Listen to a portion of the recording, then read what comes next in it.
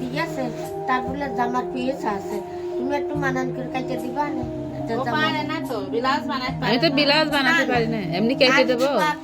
কাটে দিবা না? কাটে দিলে আমি নতুনের মতো দিয়ে আসবো।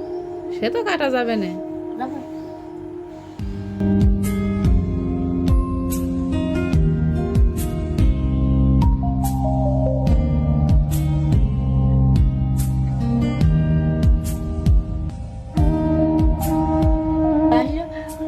টাকা দেয় না কে? মা ডাইলো লোহার বেল কিনতে হবে, এই ঠ্যাঙের মধ্যে দিয়ে দেবে। আর তো আমার কাছে আর কিছু নেই। ওনার মেয়ের লোহার বেল পড়তে হবে।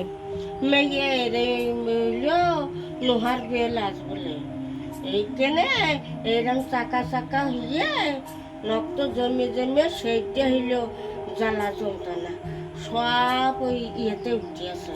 তো বেল কিনতে কত নেয়? রক্ত জমিয়ে গেছে কেডা? আল্লাহ জানে। ওই উঠিতে টাটা জেল করে।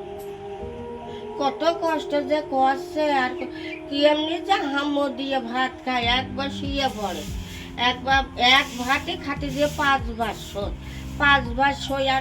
আর একটা থাকলে আর এত জ্বালা যন্ত্রণা আমি বোয়াতাম না। ওই যে এক ভুতায় আর এক ভুতা ছিল এইটা ইচ্ছাই তো ফর্সা, ইচ্ছাই তো মানান ছিল। সেদিন খেয়ে মরে গিয়ে সেই জামর বিয়ে দিছে। আপনার মেয়ে আর একটা ছিল, আর এক মেয়ে ছিল, মরে গেছে। মরে গিয়ে সে কাজ করে কোনদিন খায়নি, কাজ করে খাইতো না। 5 দিন যাতে মেয়ে নিয়ে আসবো, সে 10 দিন থাকবে, আর বাড়ি কাজও করে না, গম্ব করে না। দেখে দেখে এনে খেয়ে মরে গিয়েছে মেয়ে। ওই বাড়ি বিয়ে দিছে। জামাই কাজ করতো না, মেয়ে মরে গেছে। এনে খেয়ে মরে গেছে। খেয়ে মরেছে। কত বছর আগে? তা বোধহয় 40 পার হয়ে গিয়ে। তো অনেক আগের কথা। সে মেয়ে আবার মরে গিয়েছে, আর খালি যে এইটুকু আছে, এইটুকু জ্বালাতে মরে গেল। তাই জিজ্ঞেস করতে আমি ওই বেলটার দাম কত এটা জিজ্ঞাসা করে এসে নেন, ঠিক আছে?